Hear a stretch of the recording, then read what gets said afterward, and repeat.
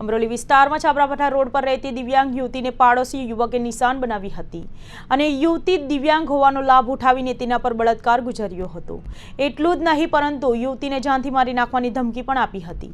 સમગ્ર મામલે પરિવારજનોને જાણ થતાં અમરોલી પોલીસ મથકમાં ફરિયાદ નોંધાવતા પોલીસે નરાધમની ધરપકડ કરી કાયદેસરની કાર્યવાહી હાથ ધરી છે। સમગ્ર મામલે પરિવારને જાણ થતાં ભાંડો ફૂટ્યો હતો। યુવતીને 3 મહિનાનો ગર્ભ રહી જતા સમગ્ર મામલે બાદમાં ભાંડો ફૂટી જતા ભોગ બનનાર યુવતીના પરિવારજનોએ અમરોલી પોલીસ મથકમાં પાડોશી નરાધમ સામે પોલીસ ફરિયાદ નોંધાવતા પોલીસે ગુનો દાખલ કરીને કાયદેસરની કાર્યવાહી હાથ ધરી છે।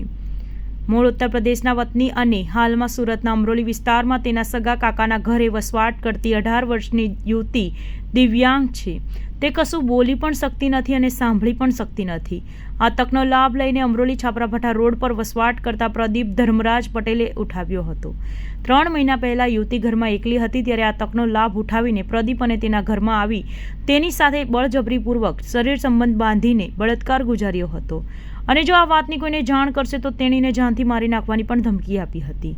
યુવતી બોલી કે સાંભળી શકતી ન હોવાને કારણે તે વધુ ડરી ગઈ હતી અને આખરે યુવતીએ કોઈને વાત કરી ન હતી, પરંતુ 3 મહિના બાદ અચાનક જ યુવતીને પીઠમાં દુખાવો ચાલુ થતાં તેના કાકા અને કાકી નજીકની હોસ્પિટલમાં બતાવવા લઈ ગયા હતા, જ્યાં તેને 3 મહિનાનો ગર્ભ હોવાનું સામે આવ્યું હતું।